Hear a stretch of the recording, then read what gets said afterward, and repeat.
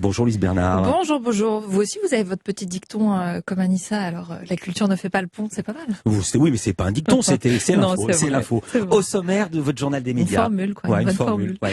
Au sommaire, le décès d'un acteur d'une série culte, le petit coup dur pour Disney+, le bon coup en revanche pour Amazon Prime Video, et puis un documentaire pour tout comprendre sur les enjeux en Libye et la disparition d'une fonctionnalité sur YouTube. Alors, un dicton. Mais on ne change pas une équipe qui gagne. D'abord, les audiences qu'ont regardé les Français hier soir à la télé, le podium.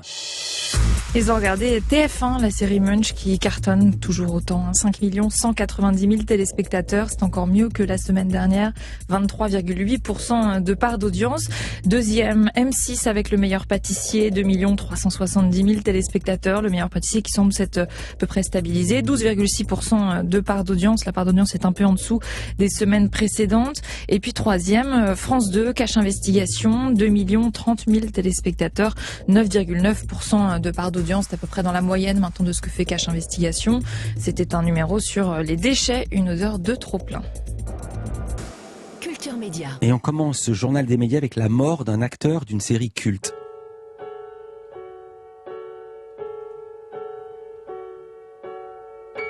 Jerry Douglas, l'interprète de John Abbott dans Les Feux de l'amour, dont vous entendez le générique.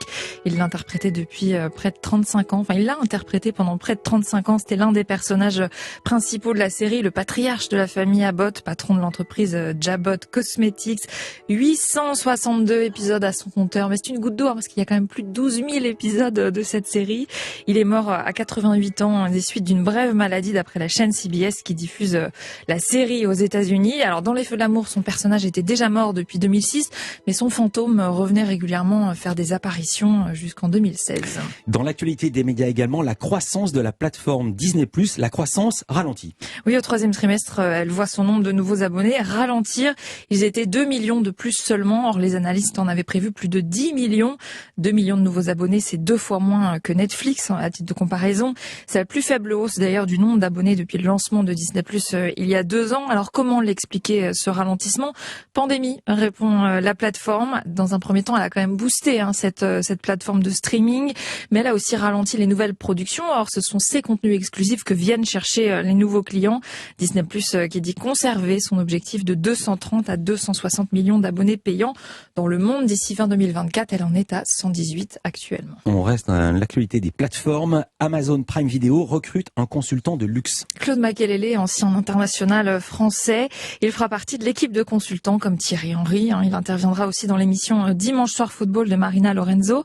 Recrue de qualité pour la plateforme. J'ai vu votre regard. Devenu principal diffuseur de la Ligue 1 et de la Ligue 2. Ce ne sera pas la première expérience de Claude Makélélé puisqu'il avait été choisi comme analyste la saison dernière. Vous vous souvenez, c'était pour Téléfoot, la chaîne de Mediapro fermée depuis.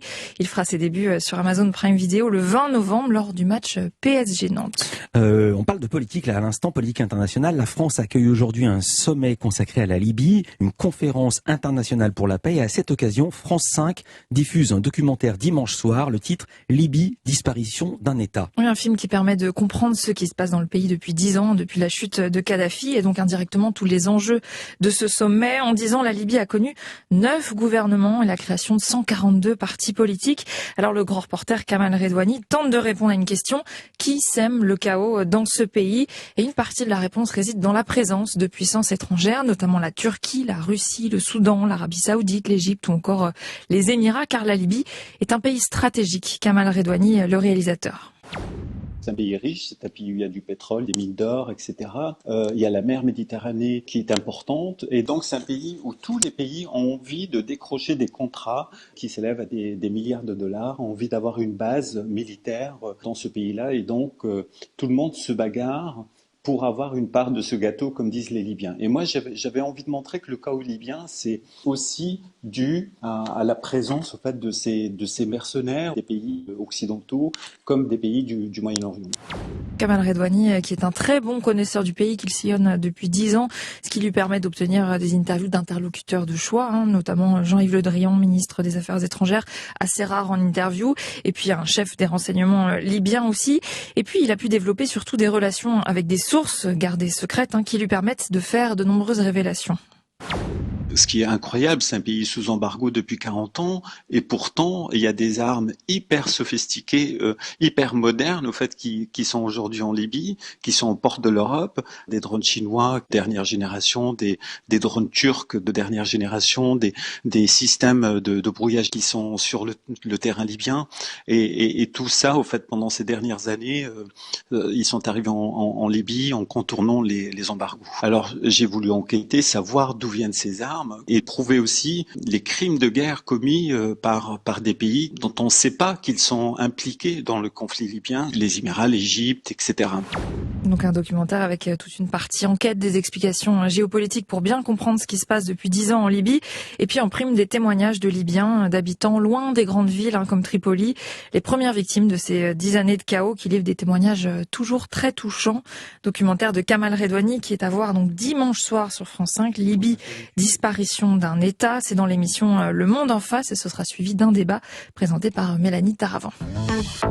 Et puis pour finir ce journal, YouTube qui décide de masquer le compteur de son bouton « Je n'aime pas ». Oui, c'est ce petit pouce là vers le bas, bas, en dessous des vidéos. La plateforme prend cette décision pour tenter de protéger les créateurs de contenu contre le harcèlement et les attaques ciblées.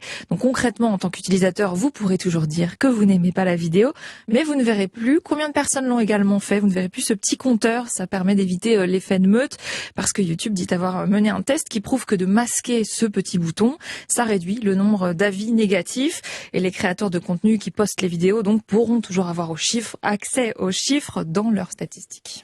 Merci beaucoup Louise Bernard. Toutes ces infos à retrouver dans la newsletter média, inscription gratuite sur europe1.fr. J'aime à lundi pour un nouveau journal des médias. Bon week-end.